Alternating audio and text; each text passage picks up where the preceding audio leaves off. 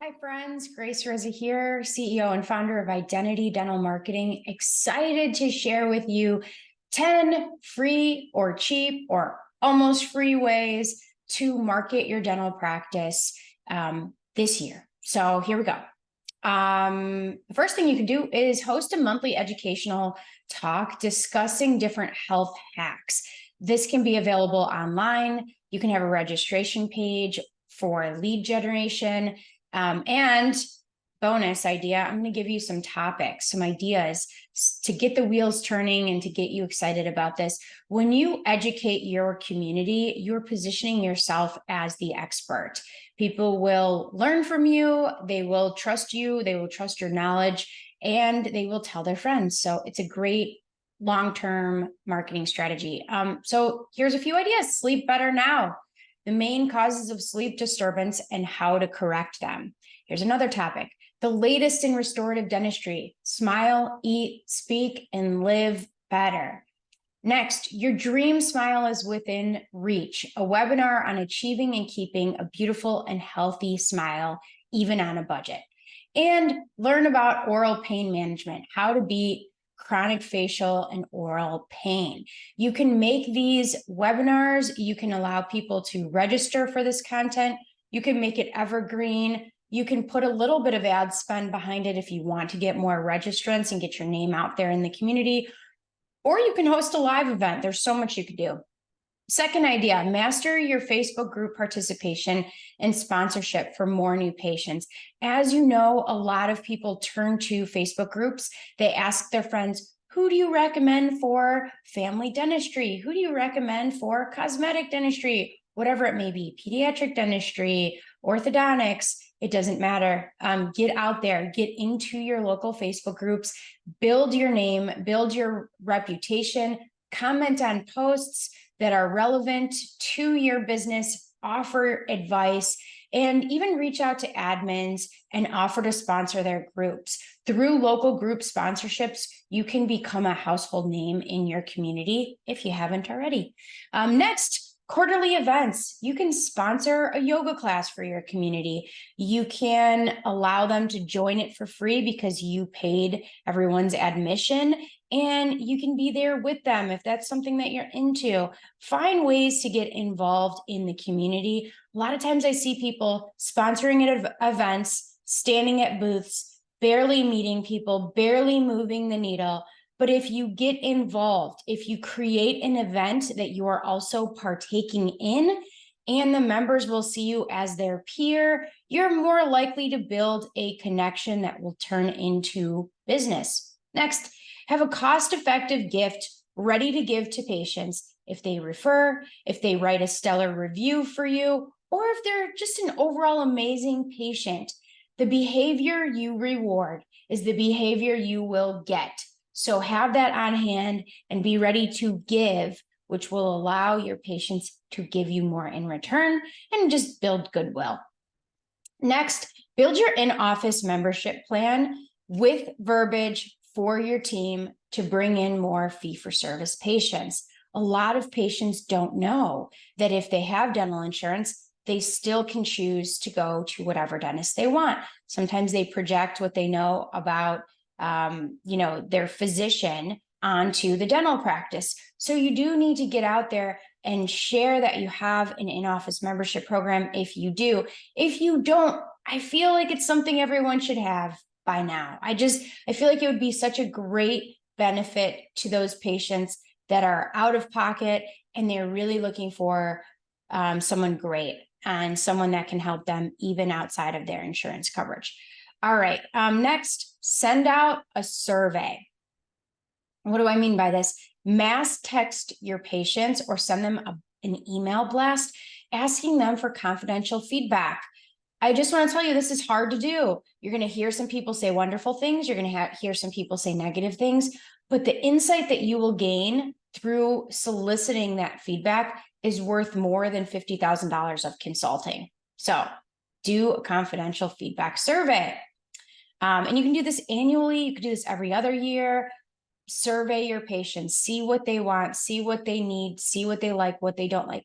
You do not and should not implement change for every negative comment or piece of feedback. Someone tells you, oh, I don't like how you did this or you did that, and it's a one-off comment, throw it away. When you hear something 2, 3, 4, 5 times, it's time to start paying attention to that area of your business. And if you need help coming up with a survey, hey, reach out to me. I'll do what I can to help you. All right, next, do a weekly short video reels on social media, on your business page, on Facebook, on Instagram, all over the place. Do a weekly video. You can do this. It can take you 1 minute. You could be like me. It could take you 10 or 15. But when you put out video content, people start to get to know you. They start to connect with you. They start to relate to your values if they share similar values. And this is what I call playing the long game. This is how people are going to not just become patients, but by the time they become a patient, they're already going to have a little bit of trust and recognition with you, which is going to in turn make them a higher quality patient for your practice. All right, next, reconsider your brand. So even if you've been in business for 20 years, you've always had the same name, the same logo, every business should be refreshing their brand every 5 to 7 years, and they should be refreshing their website every 3 years. And so if this isn't something you've looked at in a while, it's time to take a step back and go, you know what? Is it modern? Does it reflect who I am today? And could my patients benefit from a refresh or an update? So, and that one, sorry, that one's not free or cheap, but when you're thinking about it and you're looking at it and you're evaluating it, it will help you. Now, if you want me to help you with your brand evaluation, reach out. I'll look at your logo. I'll look at your colors. I will tell you psychologically the impression that you're making on your community without you even telling me what you stand for. And then you can tell me, yep, that's who we are. That's how we want to be perceived. Or you can say, well, maybe it's time that we do a little tweak. All right. Next, host a raffle. Choose a nonprofit to support. It can be a local entity, a local shelter, anything that you're passionate about, and enter the names of your participants into a raffle to win something like a spa day or a gift card to a local store or restaurant. So for instance, you would do it this way. You would say, for everyone who donates a coat to our coat drive that's going to benefit XYZ organization, your name will be entered into this raffle to win a spa day. And now what are you doing? You're involving your community. You're getting your community to go to your website. If you're running ads, you can retarget that traffic with future ads on social media or even display ads on Google ads. And you can, for less money, you can combine your internal and external marketing to get more bang for your buck by getting low cost exposure in your community. So if you need help understanding that, talking about how that works exactly, feel free to set up a complimentary marketing planning session with me, and I'll help talk you through that. Next, this is my best ignored idea. I've been recommending this for 15 years, and only a couple people have actually done it. I think because it takes a little bit of work and planning and some time outside of the dental practice, but it's worth it. So here we go. Hire a photographer. Get them to come either to your location or a local park. Pick your top 3 families. These are people you love treating. Your team loves them. They refer friends. They're just great people. They're active in their community. So you pick 3 families, you pick a photographer, you bring them together, you pay for family photos for these 3 families. And these families also are people who have given you testimonials or wouldn't mind giving you a testimonial. So you're going to use the photo in your marketing. You're going to make a social media post thanking your patients for their support and their loyalty and telling them how great they are. And when you post this on your social media profiles, you're going to tag the families and they're going to give you permission, explicit written permission to use their photo and to tag them on the photo.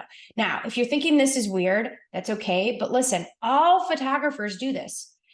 Most of them, they post pictures they tag the people in the pictures. And now what happens is you get a spike in exposure because all of the friends of the people that you've tagged in these photos see these photos. They think, wow, they must have a really great relationship with their dentist if they're over here doing family photo shoots and stuff. And these pictures look fabulous. So it's exposure for the photographer, it's exposure for you, and it's a way to thank your top patients and families. So anyways, I hope you found at least one of these ideas helpful. If you did, please comment at what it was and give me some feedback so I know I'm on the right track. And if you are interested in learning more about identity dental marketing and how we do things differently, book with me personally at identitydental.com/grace. Thanks so much. Have a great day.